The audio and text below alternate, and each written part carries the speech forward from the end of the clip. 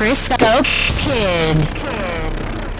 Eric André, ladies and gentlemen. What is up? Yeah, so welcome to the Crisco Kid block party. The green screen we have down now. You can actually roll it up, roll it back up. Roll it back up. No, okay. Whatever. You didn't have to roll it down. I was just messing with you. Well, I'm glad you're here. Finally, the movie Bad Trip is out. I love prank movies, and I want to go back to an article that I read that called you a benevolent prankster. Yeah, New York Times article. Yeah, that was a cool piece, man. And versus the pranking, because I always wonder when I watch films, when I watch any skits or things like that, I wonder how many times do the people really get hit, or does the guy like stop right immediately, or like how does that? Have you been really injured? What do you mean? Have you been hurt, man? Like has somebody ever like?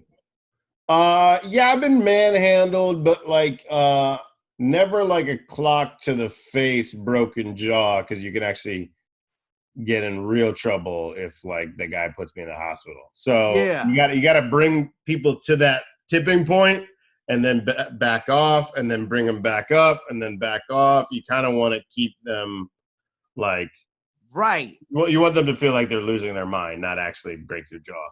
But just how you get to that level, like I know me, I think you're just you're a genius, man. Like the way Thanks, man. You're the Eric André show, like the way you just conduct everything. So when you're doing Bad Trip or you're doing any of your, your skits where you're trying to, or your pranks, or it's like you just get them right there. But like, is this something that you have specifically step by step, kind of where it's going to go? You never know where exactly it's going to go, but you're like a lion tamer, Yeah. You kind of got to get them as angry and scary as possible, then bring them down, then bring them back up, then bring them down. You have to, it's psychologically torturing somebody. But yeah, I mean, the worst was we got a knife pulled out on us, me and Rel, the first day we were shooting Bad Trip. We had this bit where our dicks were stuck in a Chinese finger trap, and we went into this like hood-ass barbershop deep in Atlanta, and we ran into the barbershop, hidden camera prank, and our dicks were stuck in a Chinese finger trap. And we were like, help, get us out of this thing. Cut us out. Can you use your barber scissors and get us out? And the guy was like, oh, hell no. And he like looked for his gun, couldn't find his gun, grabbed his knife, chased us out, tried to stab us. And then my security team jumped in and stopped him and then signed the release. And they were like, no, we're just pranking you. And he was like, oh, y'all are hilarious. Signed a waiver. Signed a waiver. But question is, I mean, did y'all really? I'm trying to. We're gonna put our dicks in a Chinese trap. Well, it was two fake prosthetic dicks so that we could. So it was just like this G-string harness thing, because we needed for the scene. We needed our dicks to stretch like a mile back and forth. So we didn't want to do that with our real dicks for our own dick safety. I'm just saying.